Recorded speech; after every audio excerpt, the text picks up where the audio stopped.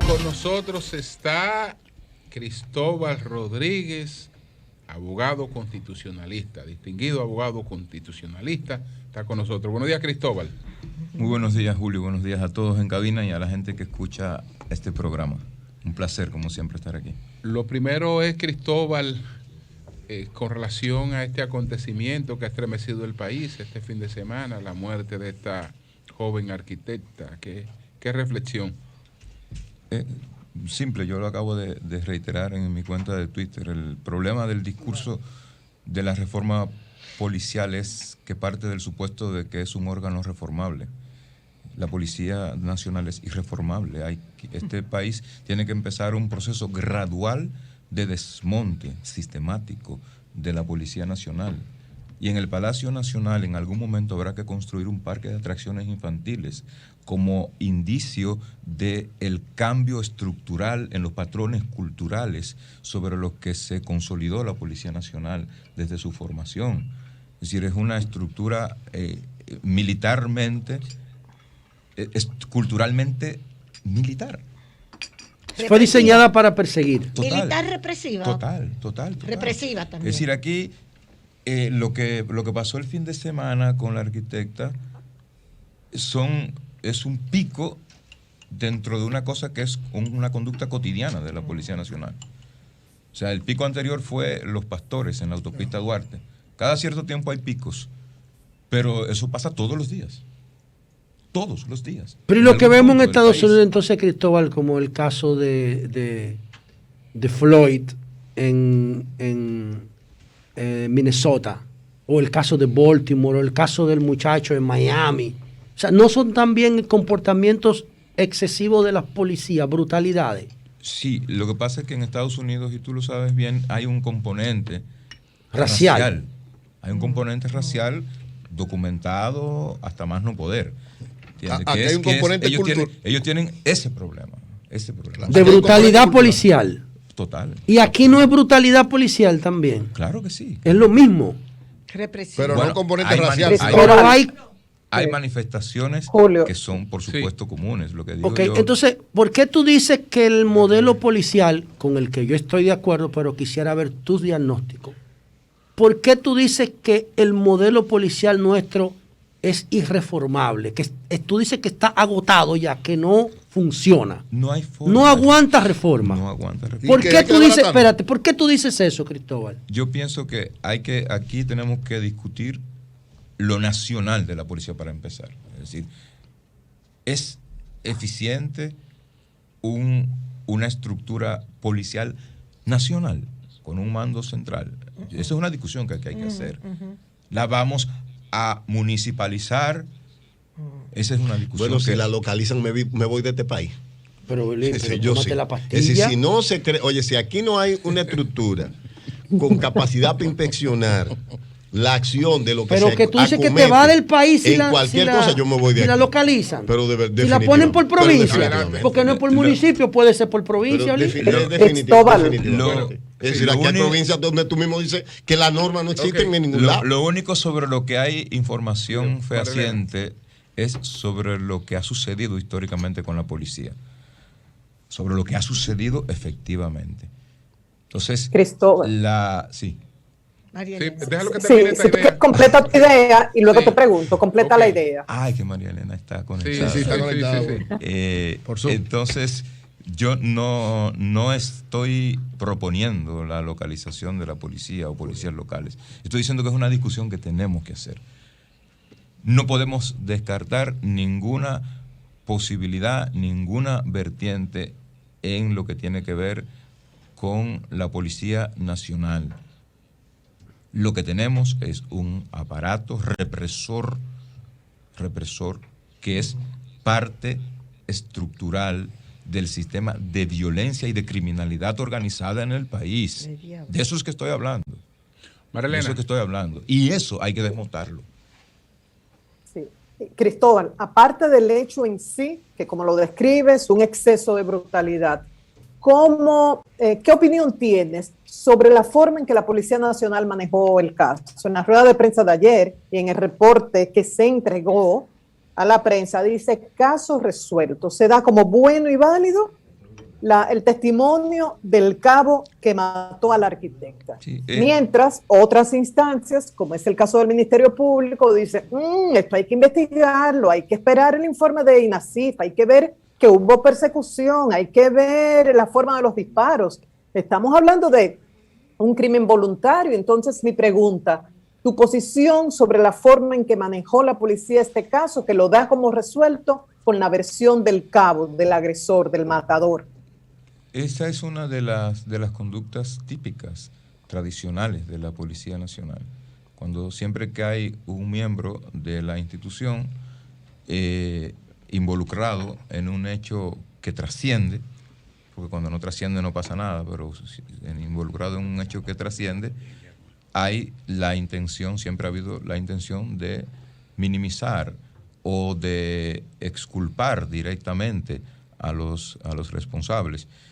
Creo que eso ha venido cambiando en algunos casos que han sucedido en los últimos meses en el país, pero esa declaración en específica sin duda hace parte de una actitud y de un comportamiento tradicional. Fíjate, yo vi esta mañana unos videos del vehículo. En el momento del hecho, el vehículo está intacto en la parte delantera, en el bumper delantero, y en un video donde el vehículo está ya en sede policial, está deshecho el bumper. En la parte delantera. Es decir, pareciera que la intención era, aquí hubo un accidente tremendo, y eso es lo que desata la agresividad policial. No, así no se puede. Eso es manipulación de evidencia. Así no se puede. Cristóbal, es un delito. Según Claro. no sé si te interpreto, es tu planteamiento de que sea desbaratada esta Policía Nacional y creada una nueva. Sí. Un desmonte, un proceso gradual de desmonte de la policía que en paralelo implique atacar los patrones culturales sobre los que se ha fundado la policía. Espérate, descodifícame eso, porque suena como muy genérico. O sea, quitamos la policía, ¿quién nos cuida? Hay que empezar. Yo no dije quitarla. Ok. No, es que yo no dije quitarla. Ok. No, ojo. Entonces, aclárate. Lo he dicho 3 veces. Un proceso gradual Ok. de desmonte. Yo no he dicho quitarla. O sea, irla transformando y al mismo tiempo ir creando otra. Claro. Sí, Cristóbal, la seguridad es un tema que nos preocupa a todos. Siempre que uno se encuentra con algún dominicano, sobre todo residente en otro país que ejerce de policía en Estados Unidos, le pregunto, tengo varios amigos, Julio Cabreja, Luis Cepín, que han sido jefes de regimiento. Y la observación de ellos es que nuestra policía requiere de 2 cosas: supervisión y consecuencia. Dice, supervisión, es decir, que se supervise. Si te asigna una tarea, supervisa que la cumple. Y otro, redistribución, es decir, es donde se requiere más seguridad, que son las zonas marginales. Nosotros tenemos menos estructura y más limitada para accionar. Donde se requiere más, tenemos más. Y donde se requiere menos, tenemos más policía, mejor estructurado y formado. Eso es parte. ¿Qué te parece esas 2 cosas? Eso es parte. Lo que pasa es que, señores, pasa también en las estructuras militares, pero como las estructuras militares tienen menos relacionamiento cotidiano con la ciudadanía, con la sociedad, se nota menos. Bueno, pero de lo que estamos hablando es de que hay un control, ha habido un control histórico de estructuras mafiosas que forman parte de la criminalidad organizada, operando al servicio de esa criminalidad desde la Policía Nacional. Sí. Cristóbal, veía una... Así, de grave. Pídele su opinión sobre la comisión antes de que él pase a otro tema. Porque hay una comisión que el presidente le encomendó el diagnóstico y propuesta de reforma de la policía. En esa comisión hay perfiles variados, pero hay muchos abogados también, gente con muchísima buena intención. ¿Qué tú opinas de esa comisión y qué podemos esperar de ella? Las comisiones están muy bien, pero no bastan. O sea, esto es una cuestión de Estado, de la más alta importancia del Estado, y son políticas públicas desde el Poder Ejecutivo las que tienen que acometer las transformaciones que se necesitan. Que los técnicos asesoren, que den sus opiniones, está muy bien, pero no son los técnicos los que van a hacer la reforma. Son los políticos los que van y lo que deben hacerlo. La publicación de una opinión jurídica de Cristóbal Rodríguez sobre la decisión de la magistrada del cuarto juzgado de instrucción de levantar el archivo, de revocar el archivo de la investigación de Andy Dajuar. Quisiera que por favor nos resumiera por qué entiende que esta decisión es contra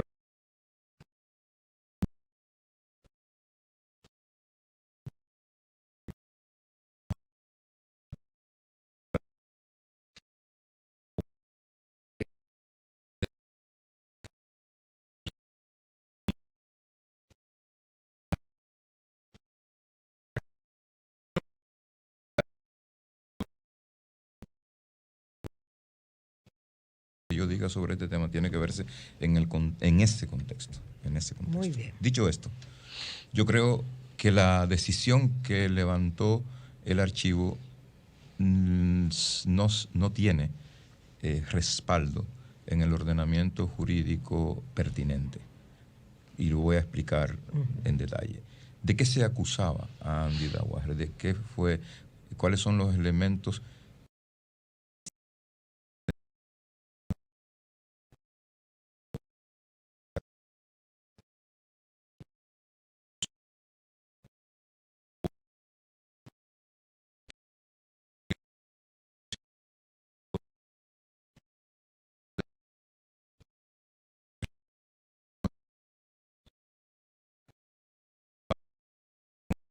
Delito.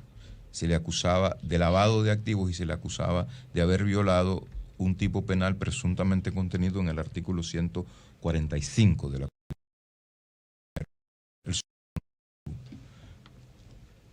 La ley establece como primera condición para la configuración del soborno que quien es sobornado sea funcionario público.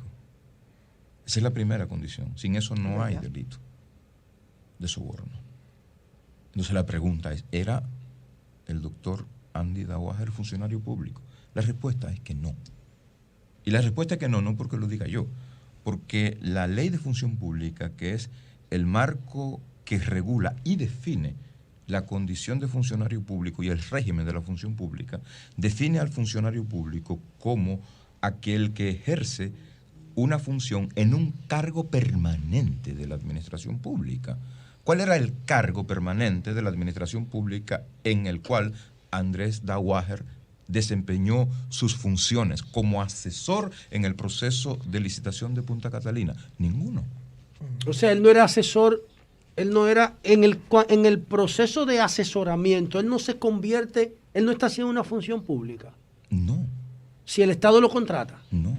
Él está prestando como entidad privada un servicio. Sí, pero yo te contrato como asesor y también tú estás trabajando para la persona sobre la cual tú me tienes que emitir una opinión técnica. Pero eso no te convierte en funcionario. Funcionario. Yo vuelvo y te digo, la ley, voy a decir literalmente, la ley de función pública dice que funcionario o servidor público es quien desempeña una función en un órgano permanente de la administración pública, que es el proceso de licitación para el que Andrés Dajuar fue contratado como asesor, un mecanismo de adjudicar obras para la adquisición de bienes y servicios. No es una institución, no es un cargo permanente de la administración pública, pero no es un proceso, al que se le consigna de manera permanente asignación presupuestaria. Los otros elementos jurídicos, pero vámonos con los otros alegatos que tenía. Entonces, primero, ahí no ha planteado que no era funcionario público. Por tanto, el soborno es un tipo penal de comisión imposible en este caso. Ok, perfecto. De comisión imposible. Se cae ese argumento. La otra cuestión es evasión fiscal. Cualquiera que tenga nociones básicas de derecho tributario sabe que la evasión fiscal no es un delito tipo penal criminal en la República Dominicana. No es un delito. Hay delitos, hay defraudación, hay falsificación. No es un delito que me contrate como asesor para negociar con No, es que él desde el Estado y yo con el diagnóstico, que después vamos con asesore el también a la empresa a la Sí, que le eso estoy por lo prestando el menos servicio. Sí, no es lo que un pasa- delito. Lo que pasa eso. es que de eso no versa la querella. La querella versa de soborno, evasión fiscal, lavado de activos y violación del artículo 145. Por eso Ese es es la el querella. análisis. Entonces, Ok. entonces, si la evasión fiscal no es un delito, eso es lo que dice la querella. Si la evasión fiscal no es un delito, ¿por qué el Ministerio Público tiene que adelantar investigaciones sobre cosas que no son de su incumbencia? Porque el Ministerio Público investiga los crímenes y los delitos, no otra cosa. Ese No, otra segundo. cosa. Eso El lo- tercero, entonces. Lo otro, si no hay soborno, ni hay evasión, es decir, no hay delitos precedentes que son la condición para la configuración del lavado de activos, no hay lavado. No hay lavado. Y finalmente, el artículo 145 de la Constitución, que se dice, viola el tipo penal del artículo 145. No hay tipos penales, no hay tipos penales en la Constitución. Pero además, el artículo 145 de la Constitución Dominicana lo que contiene es una disposición de protección de la función pública. Que no es funcionario. De la función pública. Es decir, yo lo llamo el desliz del artículo 145, en mi opinión, porque solo lo puedo entender como un desliz, porque no tiene nada que ver con el derecho penal, el artículo 145. Entonces, por eso yo digo, ¿qué hace la sentencia del cuarto juzgado de la instrucción? Lo primero es que no hace el menor esfuerzo para determinar la cuestión nodal del asunto. Era funcionario el señor Daguader. Era funcionario. Se le puede acusar en derecho de haber sido sobornado. No hay nada, ninguna reflexión sobre eso. Va más lejos en la cuestión relativa a la evasión. Donde la querella dice evasión, la sentencia habla de defraudación, que sí es un tipo penal. Que sí es un tipo penal. Pero la defraudación es un tipo penal y está incluida en el expediente. no, No. en absoluto. Y lo otro entonces, la cuarta figura que tú citaste ahorita. Era la del artículo 145 de la Constitución. Y lo de lavado. El lavado requiere unos delitos antecedentes Precedentes. que Tiene no que se ser configuran. funcionario y haber. Que no se No, para configuran. tú lavar no tiene que No, ser. tiene Entonces- que haber soborno, o Soborno. haber un delito previo para que pueda haber En lavado de esa activos. denuncia. Pero Claro, además, Para que la los recursos sean sentencia- ilícitos, tienen que provenir de algún La ilícito. sentencia no hace ninguna ponderación de ninguno de los tipos. Hay un elemento sobre el que se ha hablado muy poco en relación con este caso. El trabajo para el que fue contratada la Fundación Economía y Desarrollo, para ese trabajo fueron contratadas 2 empresas más, para el mismo trabajo. BNP Paribas, una empresa francesa, y Deloitte, una empresa Francesa nacional, también. pero que tiene Su sede nacional. una sede nacional. Esas empresas también eran... ¿Le pagaron lo mismo a todas? No sé, no lo sé. Pero fueron contratadas Pero por lo mismo que antes. Hicieron lo mismo. Hicieron exactamente lo mismo. Emitieron una opinión sobre la parte económica de la oferta. Entonces, de los Cristóbal, visitantes. tú hiciste ese escrito, ¿Y lo publicó? ese escrito diagnóstico sobre la acusación a Andy y la revocación del archivo, y tu trabajo se queda en esa consulta. Sí, Tú, sí, yo no o soy- tú subirías a estrado. a No, defender. el doctor Andrés Aguajer tiene sus abogados que están litigando su asunto en los tribunales. Tengo entendido que en los próximos días hay una audiencia en la Corte de Apelación Penal, que es la sede a la que correspondía el recurso contra la resolución del cuarto juzgado de la instrucción, y a mi juicio, lo que procede es que la Corte revoque la decisión del cuarto juzgado de la instrucción, porque es una decisión que no tiene el mínimo fundamento jurídico. ¿Cuáles son los fundamentos para el archivo? Cuando decidieron archivar ese expediente, el mismo Ministerio Público que lo instrumentó. después lo archiva. Sí. Sin investigarlo. No, porque fueron ellos mismos que lo imputaron. Sí.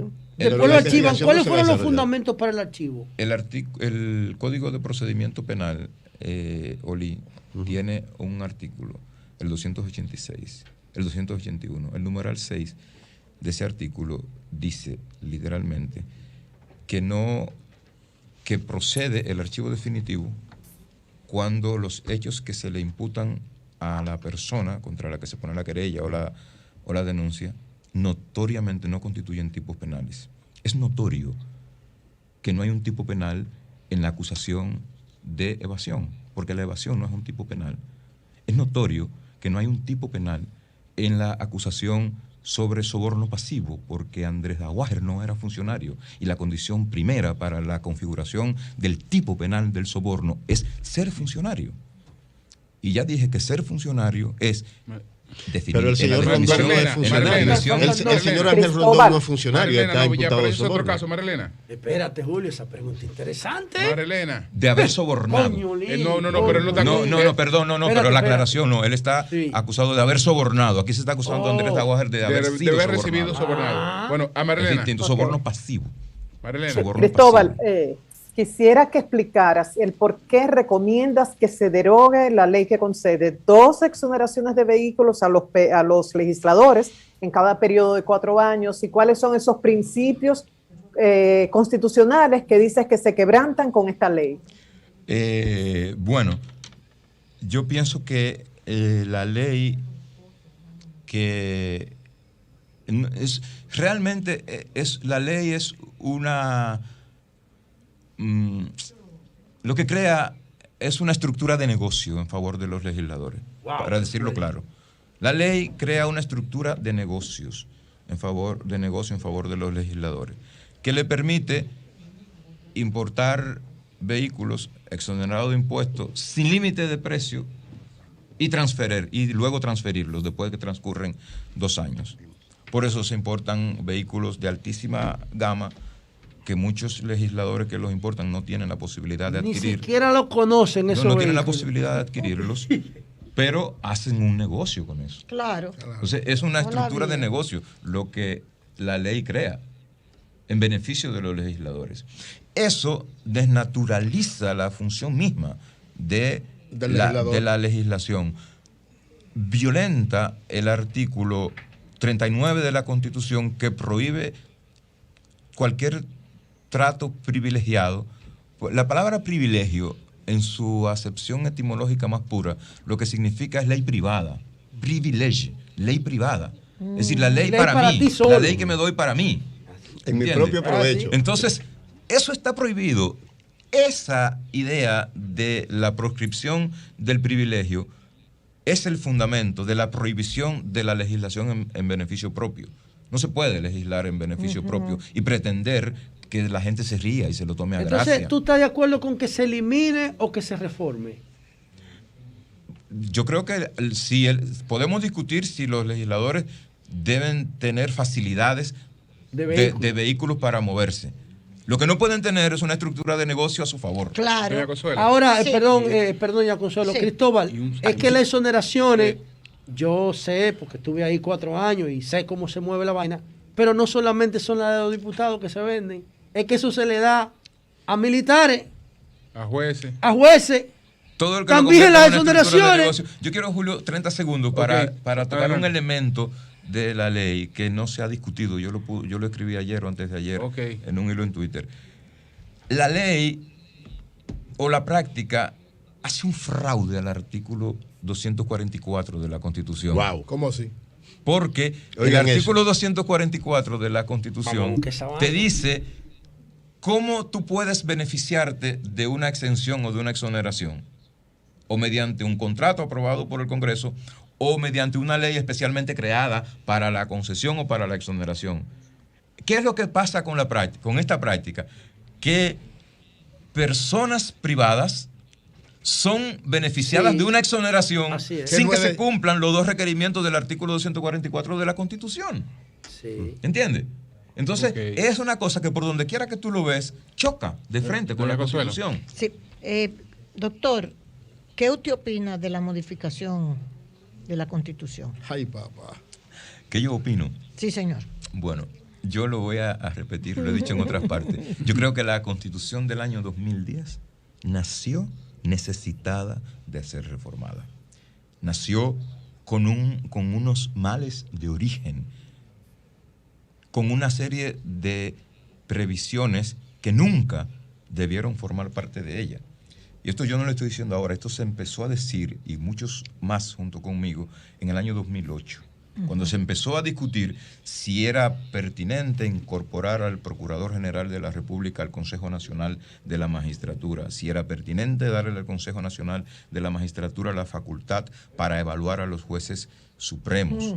Es decir, si era pertinente que se modificara el régimen de separación de las elecciones presidenciales respecto de las municipales en solo 3 meses. Se advirtió en aquel momento que eso iba a generar traumas y aquí no pudo haber elecciones en febrero. En febrero. Sí. Y tiene en gran parte que ver con la modalidad de tiempo en la separación de las elecciones. Para solo señalar algunas cuestiones de altísima sensibilidad que tienen que ser objeto de revisión y de discusión profunda en la Constitución de la República. Y la cuestión del periodo presidencial, los periodos presidenciales de reelección, no reelección, si se puede, no se puede. Que cada vez que se habla de modificar la Constitución, todo el mundo dice, ¡ay, otra vez tiene que ver con las elecciones! Yo creo que parte del discurso antirreforma tiene que ver con eso, justamente. Es decir, aquí desde 1844 estamos en lo mismo. Sí.